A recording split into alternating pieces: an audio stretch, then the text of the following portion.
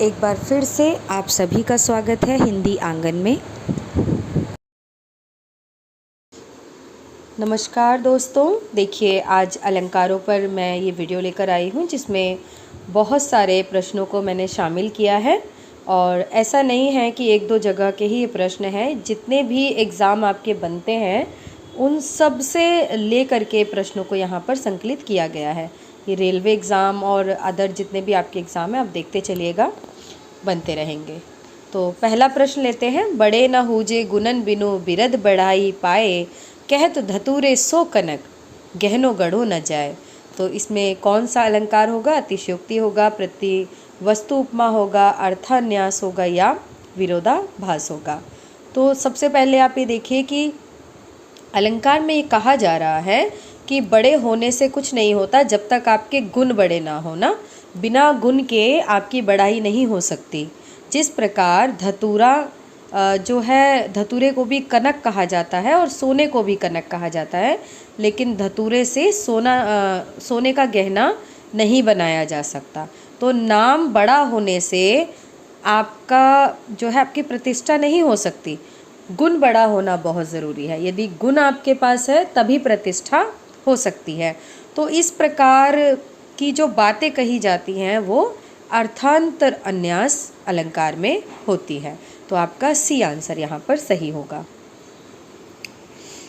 यहाँ देखिए, चरण कमल बंदो हरिराई, इस पंक्ति में कौन सा अलंकार है? जब मैं आपको पढ़ा रही थी वहाँ भी मैंने आपको ये ऑप्शन दिया था और बताया भी था कि इसमें कौन सा अलंकार होगा, श्लेष, उपमा, रूपक या अतिशयोक्ति। तो इसको आप मुझे आंसर कीजिएगा, इसमें कौन सा अलंकार है, कमेंट करके बताइएगा। थर्ड क्वेश्चन की ओर चलते हैं। काव्य की शोभा बढ़ाने वाले धर्मों को अलंकार कहते हैं। इस दृष्टि से प्रयुक्त धर्म शब्द का क्या अर्थ है? मजहब, गुण, सत्कर्म, कर्तव्य। तो आप सभी जानते हैं कि जो काव्य की शोभा बढ़ाने वाले धर्म अर्थात गुण, उपमा में जब हम पढ़ रहे थे तब मैंने आपको बताया भी था कि धर्म गुण ये दोनों एक दूसरे के पर्यायवाची हैं। तो वहाँ पे एक तत्व होता है जिसको हम समान धर्म या समान गुण भी कहते हैं। अगले प्रश्न की ओर चलते हैं। कनक कनकते सो गुनी, मादकता अधिकाए, या खाए बौराए जग वा पाए बौराए। बहुत ही अच्छा है, बार बार परीक्षाओं में बनता है और यूपी बीएड एग्ज़ाम 2000 में बना हुआ प्रश्न है ये। तो कनक कनक यहाँ पर 2 बार पुनरावृत्ति इसकी हुई है, एक शब्द है, लेकिन यहाँ पर दोनों का अर्थ अलग है। एक कनक का अर्थ धतूरा और दूसरे कनक का अर्थ सोना है। और कहा गया है कि दोनों की ही मादकता यानी नशा जो है 100 गुना होता है, बहुत अधिक होता है, क्योंकि धतूरे को खाकर इंसान नशे में हो जाता है, पागल हो जाता है, और सोने को, धन को पाकर भी इंसान पागल हो जाता है ना। बहुत अधिक धन जिसको मिल जाए। या खाए बौराए जग या पाए बौराए, इस तरह से कहा गया है। चलिए अगला प्रश्न लेते हैं। 5वां प्रश्न है हमारा। तरणी तनुजा तट तमाल तरवर बहु छाए, झुके कूल सो जल पर सनहित मनहु सुहाए। सबसे पहले मैं आपको यहाँ ये बताना चाहूँगी कि 2 पंक्तियाँ हैं तो ये कंप्लीट है, लेकिन जब ऊपर वाली पंक्ति केवल दी जाए, तरणी तनुजा तट तमाल तरवर बहु छाए, सिर्फ इतना आए, तो यहाँ पर आपका अनुप्रास अलंकार होगा। लेकिन जब दोनों पंक्तियाँ आपके सामने दी गई हैं तो झुके कूल सो जल पर सनहित मनहु सुहाए, तो मनहु शब्द होने के कारण यहाँ पर उत्प्रेक्षा अलंकार होगा। लेकिन अधिकतर प्रश्न में जब बनता है तो पहली वाली पंक्ति बहुत बार आई हुई है, दोनों पंक्तियाँ नहीं देते हैं, कभी कभी दे भी देते हैं तो आप उत्प्रेक्षा लगाएंगे। और जब तरणी तनुजा तट तमाल तरवर बहु छाए आएगा तो अनुप्रास अलंकार होगा। चलिए आगे चलते हैं। धरती ने खिलाए हैं ज्वलंत लाल लाल, पंक्ति में प्रयुक्त अलंकार पहचाने। देखिए ये सभी अलंकार मैं आपको पढ़ा चुकी हूँ और आगे भी पढ़ा रही हूँ, और सभी वीडियोस को देखिएगा, आप लोग बहुत अच्छे से समझ पाएंगे कि किस प्रकार से अलंकारों को पहचाना जा सकता है। तो यहाँ पर जो ये लाल लाल शब्द आया है, इसमें शब्दों की पुनरावृत्ति है। तो पहले ही आपको नज़र आ रहा है कि पुनरुक्ति प्रकाश यहाँ पर दिया हुआ है। तो एक और अलंकार आपका होता है वीप्सा अलंकार। मैं इसके विषय में भी बताऊँ आपको, मैंने अपनी वीडियो में भी पढ़ाया है कि विप्सा अलंकार में भी शब्द रिपीट होंगे और पुनरुक्ति प्रकाश में भी शब्द रिपीट होते हैं।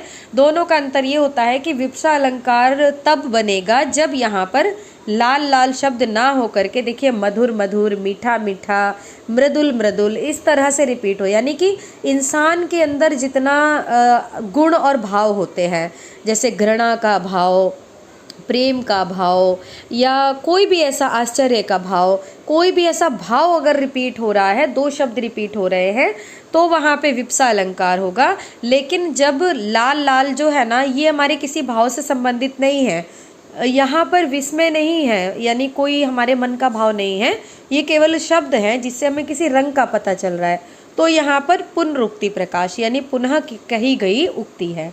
ठीक है, दोनों में ये अंतर है। आगे चलते हैं। कूलन में, केली में, कछारन में, कुंजन में, क्यारिन में, कलित कलीन, किलकंत है। तो देखिए बहुत ही सिंपल है, ज़्यादा मुश्किल नहीं है। यहाँ पर का वर्ण की आवृत्ति होने के कारण अनुप्रास अलंकार है। चलिए 8वें प्रश्न की ओर चलते हैं। चरण कमल बंदो हरिराई, आपका सेकंड वाले क्वेश्चन में भी यही आंसर था और इसका आंसर आप मुझे कमेंट बॉक्स में देंगे। अगला प्रश्न बनता है हमारा, मणि वाले फणियों का मुख क्यों भरा हुआ था हीरों से। तो इस काव्य में कौन सा अलंकार बनता है? इस पंक्ति में अनुप्रास, श्लेष, यमक या अतिशयोक्ति। तो देखिए कहा जा रहा है कि मणि वाले जो फण थे उनका मुख हीरो से भरा हुआ था। तो यहाँ क्या कहा जा रहा है? बहुत अधिक उक्ति कर दी गई है ना, बड़ा चढ़ा के बात को कह दिया गया है, तो यहाँ पर अतिशयोक्ति अलंकार होगा। अगला प्रश्न देखिए, दिवावसान का समय मेघमय आसमान से उतर रही है, वह संध्या सुंदरी परी सी धीरे धीरे धीरे। तो बहुत ही अच्छी पंक्ति आपके सामने आई है। सबसे पहले मैं बता दूं, उतर रही है अलंकार। उतर रही शब्दों से आप अंदाज़ा लगाएंगे कि यहाँ पर कोई मानव है, जो स्त्री है जो उतर रही है। ठीक है, मानव है, उतर रही है। अब कौन उतर रही है? संध्या सुंदरी परी सी। तो मानव उतर सकता है, संध्या सुंदरी तो नहीं उतर सकती, लेकिन उसको परी का रूप दे दिया, मानवीकरण कर दिया, तो अलंकार कौन सा होगा? मानवीकरण। और आप बहुत ज़्यादा डिटेल से पढ़ना चाहते हो तो मेरी वीडियोस को देखिए, मैंने बहुत अच्छे से अलंकार पढ़ाया है। एक बार आप देखकर बताइए मुझे कि आपको कैसा लगा, कैसा समझ में आया। और आज ये प्रश्न उन्हीं वीडियोस पर आधारित है।